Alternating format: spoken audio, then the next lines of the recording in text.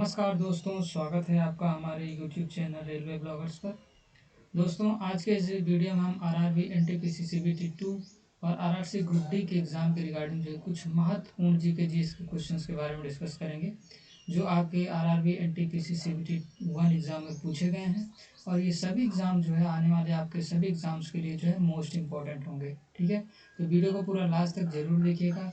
और डेफिनेटली मैं जो है आपको बता देता हूँ कि इस जो मैं क्वेश्चंस इनमें जो है सिलेक्ट किया हूँ, आने वाले एग्ज़ाम में आपको यहीं से क्वेश्चन देखने को मिलेंगे, क्योंकि मैंने सिलेक्टेड जीके जीएस के क्वेश्चन को जो है वो लिया है। तो चलिए बिना किसी देरी के वीडियो को स्टार्ट करते हैं। वीडियो स्टार्ट करने से पहले आपको बता दूं, अगर आप हमारे चैनल पर नए हैं तो चैनल को सब्सक्राइब कर लीजिएगा, बेल बटन को ऑल पर प्रेस कर लीजिएगा, ताकि आने वाले सभी जो है नोटिफिकेशन की जानकारी आपको मिलती रहे। तो चलिए दोस्तों, वीडियो को स्टार्ट करते हैं। तो हमारा जो सबसे पहला क्वेश्चन है दोस्तों, हमारा जो पहला क्वेश्चन है वो है साइंस से। ठीक है, तो हमारा जो पहला क्वेश्चन है आवर्त सारणी का जनक जो है वो किसे कहा जाता है। तो दोस्तों, ये आपके एग्जाम में बहुत बार जो है क्वेश्चन पूछा जाता है। तो आपको याद रखना है कि आवर्त सारणी का जो जनक है वो मेंडलीफ को कहा जाता है। ठीक है दोस्तों, मेंडलीफ ने जो है, मेंडलीफ की बात करें तो इनका जन्म 1834 ईस्वी में हुआ था। कहाँ पर हुआ था? रूस में। इस समय जो रूस है, उस समय जो था सोवियत यूनियन था। ठीक है, और मेंडलीफ ने जो है आवर्त सारणी 1869 ईस्वी में मेंडलीफ ने आवर्त सारणी बनाई थी, और यह 1872 ईस्वी में एक जर्मन पत्रिका में प्रकाशित हुआ था। ठीक है, जर्मन पत्रिका में प्रकाशित हुआ था, इसको भी आपको याद रखना है। और मेंडलीफ को जो आवर्त सारणी बनाई थी वो किस पर आधारित था, तो ये भी आपके एग्जाम में पूछा जाता है कि जो मेंडलीफ का आवर्त सारणी था वो किस पर आधारित था। तो आपको याद रखना है परमाणु द्रव्यमान पर आधारित था। ठीक है, परमाणु द्रव्यमान पर जो है आधारित था, ये भी आपको याद रखना है। ठीक है, तो चलिए दोस्तों, अपने नेक्स्ट क्वेश्चन की ओर बढ़ते हैं। इसको मैं यहाँ से इरेज कर देता हूँ।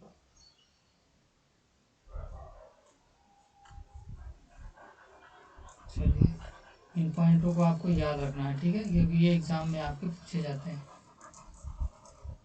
चलिए नेक्स्ट क्वेश्चन की ओर बढ़ते हैं। हमारा जो नेक्स्ट क्वेश्चन है वो है एशिया का सबसे बड़ा मरुस्थल कौन सा है। दोस्तों, ये भी आपके जो है एग्जाम में पूछा गया क्वेश्चन है, आपके एनटीपीसी सीबीटी 1 में भी पूछा गया क्वेश्चन है कि एशिया का सबसे बड़ा मरुस्थल जो है कौन सा है। तो आपके ऑप्शन दिए हैं, एक सहारा, बी थार, सी गोबी, और जो डी ऑप्शन है वो तकलामाकन मरुस्थल है। तो दोस्तों, आपको याद रखना है कि एशिया का जो सबसे बड़ा मरुस्थल है वो मरुस्थल है गोबी मरुस्थल। ठीक है, इसको आपको याद रखना है। वहीं अगर हम बात करें विश्व का सबसे बड़ा मरुस्थल कौन सा है, तो विश्व का सबसे बड़ा मरुस्थल जो है वो सहारा मरुस्थल है। एशिया का सबसे बड़ा मरुस्थल जो है वो गोबी मरुस्थल है। वहीं अगर हम बात करें भारत का जो सबसे बड़ा मरुस्थल है, भारत में कौन सा मरुस्थल स्थित है, ये भी क्वेश्चन पूछा जाता है। तो थार मरुस्थल जो है वो भारत में स्थित है। वहीं तकलामाकन मरुस्थल, इसको भी आपको याद रखना है, ये जो है वो चीन में पाया जाता है, चीन में स्थित है। इसको भी आपको याद रखना है। ठीक है, ये क्वेश्चन आपके एग्जाम्स के लिए मोस्ट इम्पोर्टेंट है। चलिए, आई होप आपको ये क्वेश्चन समझ में आया होगा। नेक्स्ट क्वेश्चन की ओर बढ़ते हैं। हमारा जो नेक्स्ट क्वेश्चन है वो है कैगा परमाणु ऊर्जा संयंत्र जो है वो किस राज्य में है। तो दोस्तों, कैगा परमाणु ऊर्जा संयंत्र जो है वो किस राज्य में है, यह भी आपके प्रीवियस ईयर एनटीपीसी में पूछा गया है। तो आपको याद रखना है कि कैगा जो परमाणु ऊर्जा संयंत्र है वो कर्नाटक में स्थित है। ठीक है, कर्नाटक इसका जो है वो करेक्ट आंसर हो जाएगा। ठीक है, आपको याद रखना है। वहीं अगर हम बात करें एक जो परमाणु ऊर्जा संयंत्र है कलपक्कम न्यूक्लियर पावर स्टेशन, यह कहाँ पर स्थित है, तो कलपक्कम न्यूक्लियर पावर स्टेशन जो है वो तमिलनाडु में स्थित है। इसको आपको याद रखना है। और कैगा परमाणु ऊर्जा संयंत्र जो है यह कर्नाटक में है। ठीक है, ये आपके एग्जाम में पूछा गया है। अगर हम केरल की बात करें तो केरल में आपको एक मोस्ट इंपॉर्टेंट क्वेश्चन आपको याद रखना है केरल से, कि शांत घाटी, शांत घाटी कहाँ पर स्थित है, तो ये आपके एग्जाम में पूछा जाता है। तो शांत घाटी जो है वो केरल में स्थित है। इसी को हम साइलेंट वैली भी कहते हैं। कभी कभी इंग्लिश ना देकर हिंदी पूछ लेता है, और कभी कभी हिंदी ना देकर इंग्लिश पूछ लेता है। ठीक है, तो दोनों आपको याद रखना है, शांत घाटी या पर साइलेंट वैली, या दोनों जो है केरल में स्थित है। ठीक है, आपको ये याद रखना है। चलिए नेक्स्ट क्वेश्चन की ओर बढ़ते हैं। हमारा जो नेक्स्ट क्वेश्चन है वो है इसरो ने मार्स मिशन कब शुरू किया था। दोस्तों, इसरो ने जो मार्स मिशन शुरू किया था वो 2013 में शुरू किया था। ठीक है, यह आपके एनटीपीसी सीबीटी 1 के पहले दिन ही जो है यह क्वेश्चन पूछा गया था कि इसरो ने मार्स मिशन कब शुरू किया था, तो आपको याद रखना है 2013 में जो है इसरो ने जो है मार्स मिशन जो है वो शुरू किया था। ठीक है, और इसका जो नाम था वो मॉम था। ठीक है, क्या था ये भी पूछा जाता है। इसका जो कोड वर्ड था या इसका हम नाम जो कर रखा है कि क्या था, तो मॉम था। ठीक है, क्या था, मिशन ऑन मार्स, ये जो है इसका कोड नेम था। इसको भी आपको याद रखना है। अगर हम बात करें इसरो की, तो दोस्तों इसरो की जो फुल फॉर्म होती है वो इंडियन स्पेस रिसर्च ऑर्गेनाइजेशन होती है। इसकी स्थापना जो हुई थी वो 15 अगस्त 1969 को हुआ था। ठीक है, ये भी आपको याद रखना है। इसका हेडक्वार्टर जो है वो कहाँ पर स्थित है, तो इसका हेडक्वार्टर जो है वो बेंगलोर में स्थित है। कहाँ पर, बेंगलोर में इसका हेडक्वार्टर स्थित है। इसको भी आपको याद रखना है। ठीक है, तो चलिए दोस्तों नेक्स्ट क्वेश्चन की ओर बढ़ते हैं। आई होप इस क्वेश्चन को आप समझ गए होंगे। नेक्स्ट क्वेश्चन जो हमारा है वो है उबंटू क्या है। दोस्तों उबंटू क्या है, तो दोस्तों आपको याद रखना है जो उबंटू है एक ऑपरेटिंग सिस्टम है। क्या है, ऑपरेटिंग सिस्टम है। ये ऑप्शन नंबर 20 का जो है वो सही हो जाएगा। ठीक है दोस्तों, यह भी आपके CBT 1 में पूछा गया है। दोस्तों मैं जितने भी क्वेश्चन आपको करा रहा हूँ वो सभी आपके CBT 1 में पूछे गए हैं और अदर एग्जाम्स में ये क्वेश्चन पूछे गए हैं। तो यह डेफिनेटली चांसेस हैं कि आपके CBT 2 में पूछे जाएँ और RRC ग्रुप डी में भी जो है डेफिनेटली पूछे जाने की पॉसिबिलिटी है। दोस्तों इसका जो करेक्ट आंसर हो जाएगा उबंटू क्या है, तो उबंटू एक ऑपरेटिंग सिस्टम है। इसको आपको याद रखना है। ठीक है, नेक्स्ट क्वेश्चन की बात करें तो हमारा जो नेक्स्ट क्वेश्चन है कि केरल का प्रसिद्ध सबरीमाला मंदिर किस भगवान को समर्पित है। ठीक है, तो आपको याद रखना है केरल का जो प्रसिद्ध सबरीमाला मंदिर है वो श्री अयप्पा जो है भगवान को समर्पित है। यह भी आपके एग्जाम में पूछा गया क्वेश्चन है। सबसे पहला क्वेश्चन तो यही पूछा जाता है कि सबरीमाला मंदिर जो है वो किस राज्य में स्थित है। दोस्तों सबरीमाला मंदिर जो है वो केरल राज्य में स्थित है और यह मंदिर जो है किस देवता को समर्पित है, तो श्री अयप्पा देवता को जो है यह मंदिर समर्पित है। इसको आपको याद रखना है। ठीक है, और शांत घाटी कहाँ मैंने आपको बताया, तो शांत घाटी या साइलेंट वैली या दो इसी को कहते हैं या केरल में स्थित है। मैंने प्रीवियस क्वेश्चन में आपको यह बताया है। ठीक है, तो नेक्स्ट क्वेश्चन की ओर बढ़ते हैं। हमारा जो नेक्स्ट क्वेश्चन है वो है महात्मा गांधी ने दांडी मार्च की शुरुआत कब की थी। तो दोस्तों आपको याद रखना है कि महात्मा गांधी ने जो है वो दांडी मार्च की शुरुआत जो है वो 12 मार्च 1930 को करी थी। ठीक है, ये भी क्वेश्चन आपके एग्जाम में पूछा गया है। तो आपको याद रखना है कि दांडी मार्च की शुरुआत महात्मा गांधी ने 12 मार्च 1930 ईस्वी को किया था। ठीक है, ये क्वेश्चन भी आपके लिए मोस्ट इम्पोर्टेंट है। साथ ही सविनय अवज्ञा आंदोलन इसी के दौरान शुरू हुआ था। सविनय अवज्ञा आंदोलन जो है आंदोलन इसी के दौरान जो है वो शुरू हुआ था। ये भी आपको याद रखना है। ठीक है, तो चलिए दोस्तों नेक्स्ट क्वेश्चन की ओर बढ़ते हैं। हमारा जो नेक्स्ट क्वेश्चन है वो है स्वराज मेरा जन्मसिद्ध अधिकार है और मैं इसे लेकर रहूँगा। ठीक है, स्वराज मेरा जन्मसिद्ध अधिकार है और मैं इसे लेकर रहूँगा, यह किसका कथन है। दोस्तों ये बहुत ही इम्पोर्टेंट स्लोगन है। यह स्लोगन से संबंधित भी क्वेश्चन आपके एग्जाम में पूछे जाते हैं।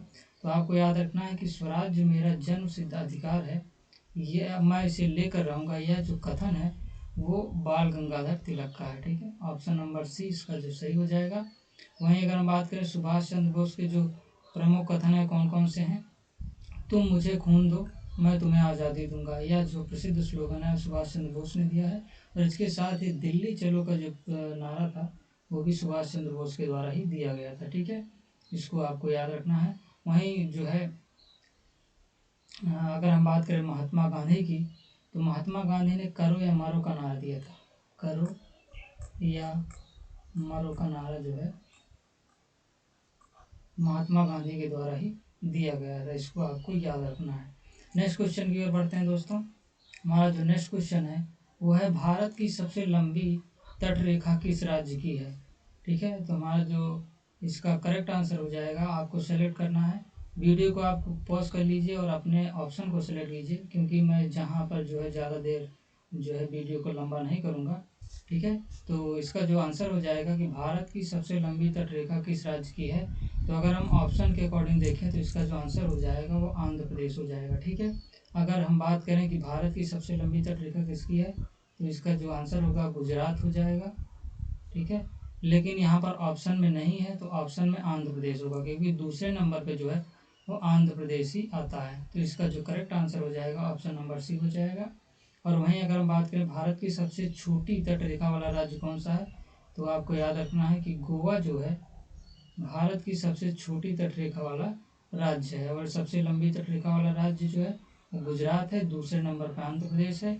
इस क्वेश्चन के अकॉर्डिंग इसका जो आंसर हो जाएगा वो आंध्र प्रदेश हो जाएगा, ठीक है। तो चलिए दोस्तों, आई होप आपको ये भी क्वेश्चन समझ में आया होगा। नेक्स्ट क्वेश्चन की ओर बढ़ते हैं। तो हमारा जो नेक्स्ट क्वेश्चन है वो है वन संरक्षण अधिनियम किस वर्ष पारित किया गया था, ठीक है।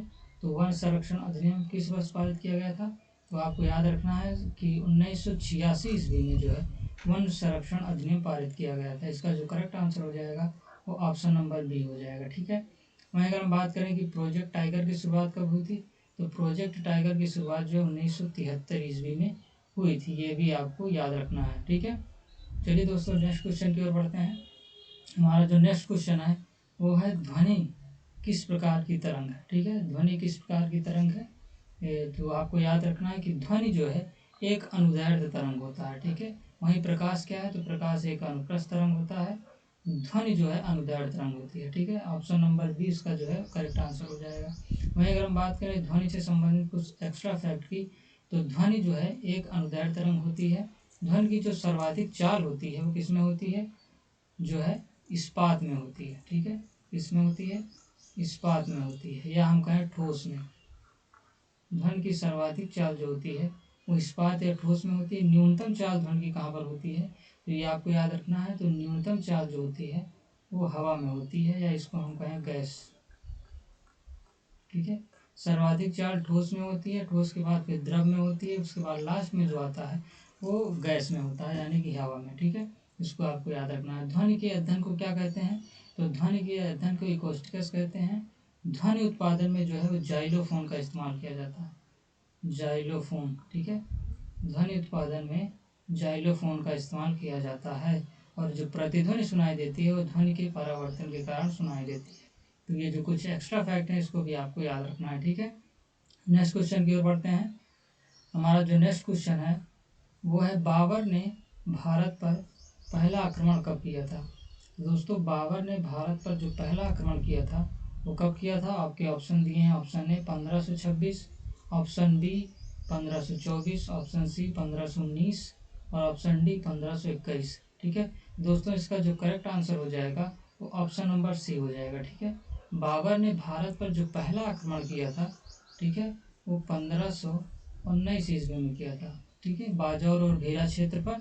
वहीं अगर हम बात करें चौथा आक्रमण कब किया था, बाबर ने भारत पर चौथा आक्रमण जो किया था वो 1524 में किया था। अगर हम बात करें बाबर ने भारत पर पांचवा आक्रमण कब किया था, तो पांचवा आक्रमण बाबर ने भारत पर जो है वो 1526 में किया था, ठीक है, पानीपत पर, जिसको हम पानीपत का युद्ध भी कहते हैं, जो कि 21 अप्रैल 1526 ईस्वी को हुआ था बाबर और इब्राहिम लोदी के बीच, जिसमें बाबर विजयी हो गया था, क्योंकि बाबर ने जो है पानीपत के युद्ध में तुगलमा पद्धति यानी तोप खाने का प्रयोग किया था। इसका प्रयोग किया था, तोप खाने का प्रयोग किया था। इसको भी आपको याद रखना है, ये भी आपके एग्जाम में पूछा जाता है। अगर हम बात करें बाबर का वास्तविक नाम क्या था, तो जहीरुद्दीन मोहम्मद बाबर, ठीक है। जहीरुद्दीन मोहम्मद बाबर जो था बाबर का वास्तविक नाम, या हम कहें पूरा नाम था, ठीक है। ये आपको याद रखना है। नेक्स्ट क्वेश्चन की ओर बढ़ते हैं। हमारा जो नेक्स्ट क्वेश्चन है वो है यदि पृथ्वी पर वस्तु का द्रव्यमान 30 kg है तो चंद्रमा पर उसका द्रव्यमान कितना होगा, ठीक है। तो आपको जो क्वेश्चन का आंसर है सिलेक्ट करना है। ऑप्शन ए है 5 kg, बी है 6 kg, सी है 30 kg और डी है 0।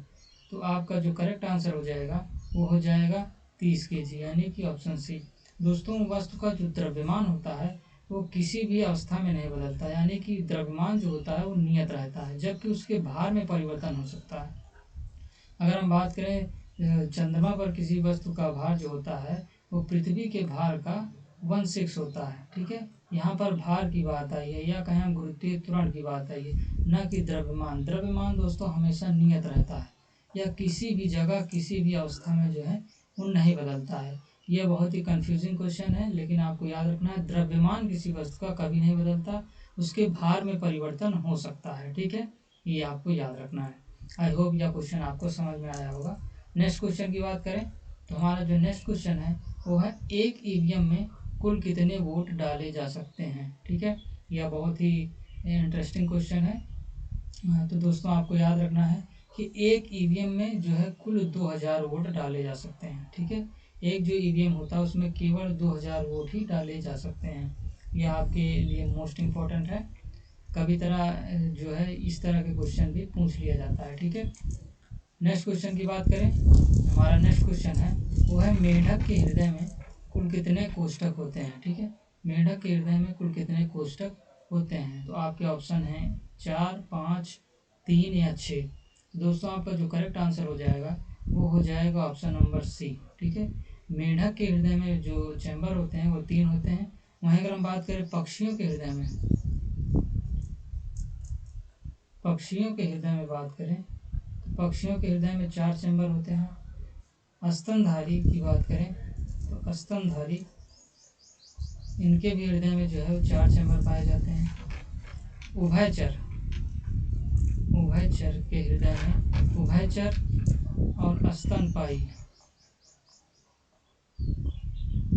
उभयचर और स्तनपायी के हृदय में जो है वो 3 चैम्बर पाए जाते हैं।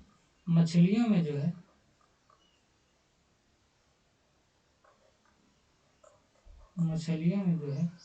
वो 2 चैम्बर पाए जाते हैं, उनके हृदय में 2 चैम्बर पाए जाते हैं। तो आपको याद रखना है कि मेढक क्या है, तो मेढक एक उभयचर है। तो मेढक और स्तनपायी के हृदय में 3 चैम्बर होते हैं। पक्षियों के हृदय में 4 चैम्बर होते हैं। स्तनधारी के हृदय में भी 4 चैम्बर होते हैं। साथ ही पक्षी जो है मछलियों के हृदय में जो है वो भी 2 चैम्बर पाए जाते हैं। ये भी आपके लिए मोस्ट इम्पोर्टेंट है। ठीक है, तो दोस्तों ये था आज का वीडियो। अगर आपको वीडियो पसंद आए तो वीडियो को लाइक कर दीजिएगा, अपने दोस्तों के साथ वीडियो को शेयर भी कर दीजिएगा, और अगर आप हमारे चैनल पर नए हैं तो चैनल को सब्सक्राइब करके बेल बटन को ऑल पर प्रेस कर लीजिएगा, ताकि आने वाले सभी वीडियोस का नोटिफिकेशन आपको टाइम टू टाइम मिलता रहे। दोस्तों आपको कौन से टॉपिक की वीडियो चाहिए आप हमारे कमेंट बॉक्स में बता सकते हैं। ठीक है, तो आई होप आपको वीडियो इन्फॉर्मेटिव लगा होगा। चलिए दोस्तों, मिलते हैं नेक्स्ट वीडियो में एक नए टॉपिक के साथ। तब तक के लिए जय हिंद।